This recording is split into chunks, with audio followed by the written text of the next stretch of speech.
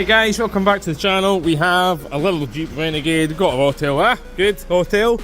Pulled all the data for us, that's good. It is a Jeep. Yeah, well, we knew that later. So, we got a little Jeep. It's been in our garage, the local garage. I think it's a good garage, to be honest with you, the one they're using. I've not heard any reports of any shysterism. So, but they've been in there, they've been having some issues with a noise at the rear. They believe it might be the four-wheel drive, not sure. The guy did say the four-wheel drive light has been coming on and off, so we'll scan it and see what's in there for fault codes. Engine good. Tranny, let's see. No response, it's not on automatic, so I'm not expecting there to be anything in there. Drivetrain control module, there's 2 faults, and ABS there's 2 faults, so that's good. Well, not good, but good for us. So we'll pause here, see what it comes up with.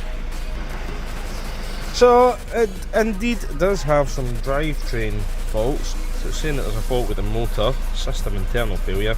It is a stored code, not an active code at the minute. No lights on the dash, and a calibration error. And it's also saying, I'm assuming this is clutch control module signal invalid. Again, stored clutch signal invalid, anti-lock brakes. So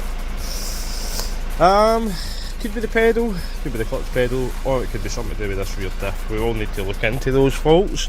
We're not the Suzuki dealer, sorry, not Suzuki, it's not Suzuki, it's a Jeep Renegade, but we're not a Jeep dealer. So it's not something. If you were maybe in the dealer and you'd seen quite a lot of these codes, you know, you start to remember the kind of common ones that you start seeing. So, you know, you'd maybe go, it needs a clutch pedal. If you were, you know, a Jeep technician, you've seen it quite a lot of times. Certainly in Kia, half the time you're expecting it to, you know, the fault you're expecting. Usually that's what's wrong. You start seeing a common theme on some brands.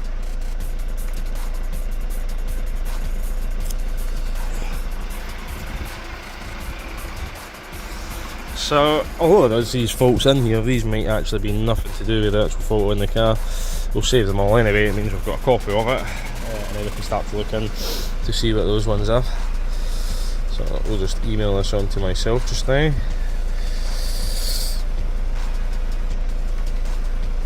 And we'll forward these on to the customer just shortly. So, there you go guys, so the big autel scan's done.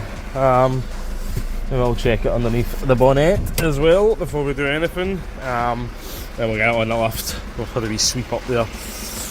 So we'll get it on the lift, and we'll get it lifted up and get it inspected. See what's going on with this Renegade. There is a known fix on the bar on the back of these, which a strange dent on it there. Yeah, strange dent right there.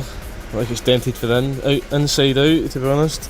So yeah, there is a bar that runs up there, which apparently is part of the rear diff supports. So there is a wee known fix for that. That's something the customer could do themselves if they're handy with a drill or whatever. It's there is a wee video there kind of guiding you through it. So there you go guys, thanks for watching. If you haven't already, hit the thumbs up, hit subscribe, have a great day. We'll come back and we get this one on the list, okay?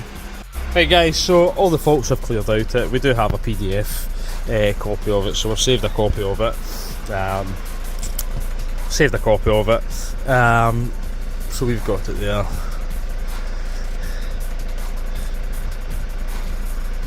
Trans adaptation, so there is a bit in there for, and that's clutch, but I'm not sure what clutch. Let's see what it says.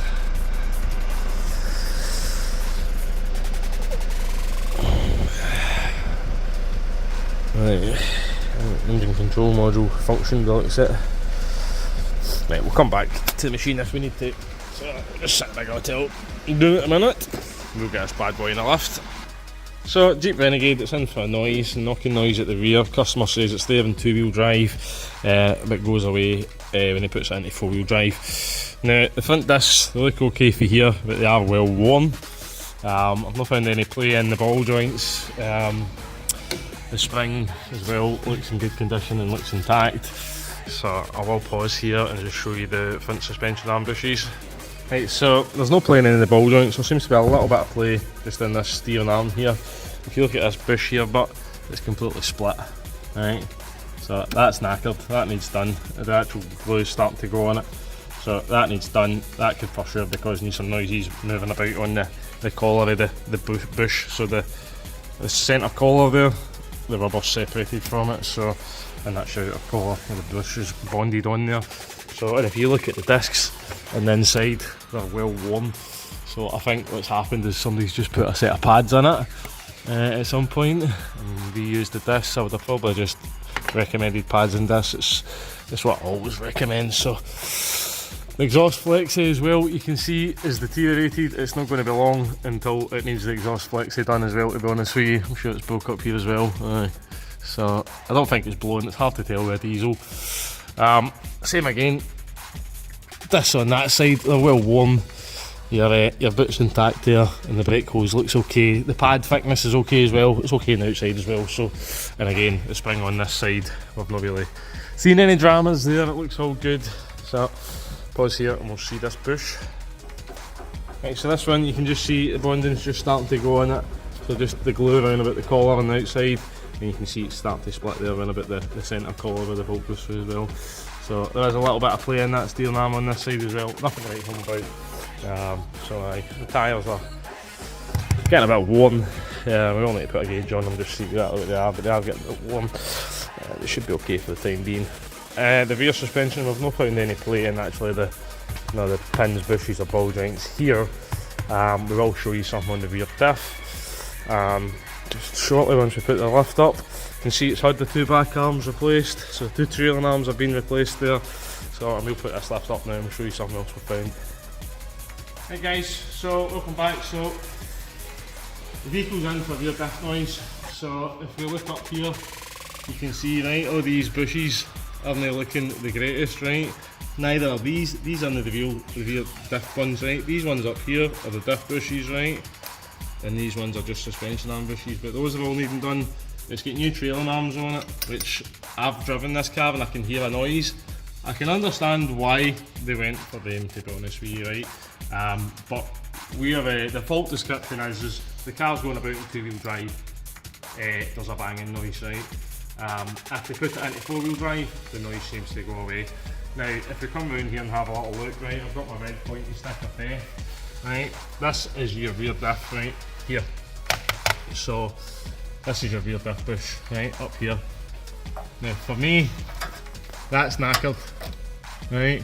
For me, that's knackered. So, changing them, they probably needed done, to be honest with you, with the age of the car, but that there is completely knackered. Now, obviously, I'm the strongest man in the world. For me, I shouldn't have just been able to move that like that. We can also hear this noise here, right? So there's a bit of play in this joint here. So you can see it's barely moving there, right? If we watch here, and we see here, this bit's moving before that bit. So there's play in that little joint there, and there is a lot of lash. If we come around here, and we see the diff, we've got a lot of mark on it actually. What was that? So you see the mark we've put on it. So we'd need to check the amount of designed lash that's meant to be in that. To be honest, it's probably okay that. It's probably okay for me, but this joint here, certainly something happening there at that joint. You can just see on it, this bit here starts to move before that bit. So for me, there's play in this coupling here, which is part of that shaft. I don't know if you could actually change that CV. That's meant to flex a bit. Obviously this is all on bushes, so it has to move. And obviously the vehicle now, the suspension's hanging. A four-wheel drive vehicle, it's meant to go off-road. So sometimes if you've ever done off-roading, you can have your suspension hanging in a really awkward position. So it does all have to move. So that's why that's designed to be able to bend and swivel, but it's probably knackered in there. So that's this one done. Obviously we know about the bushes on here. We need to drop that subframe, and that's what I would recommend. We change all the bushes on the diff, and we change the prop completely. Maybe we could send it away to prop shaft services or something like that and get them to look at it, but for me, that's what it's going to need. Now that, for me, it should have been picked up on that bush, because that is really bad. I mean, the fact that I can... And that's where they're banging. Put it here, and if I put it into four-wheel lock, everything, this is then on and everything's getting tight, so it doesn't actually have an electrical magnetic clutch, but it must have something up here to engage the four-wheel drive, because what you would normally have is just a rear diff with a big electric clutch. So it is a proper diff. There's actually a motor there for locking it. So that's what's putting it into four-wheel drive. So it is a decent four-wheel drive system, to be honest with you. So there you go, thanks for watching guys. Haven't already, hit the big thumbs up, hit the subscribe button, it's down there somewhere. Have a great day.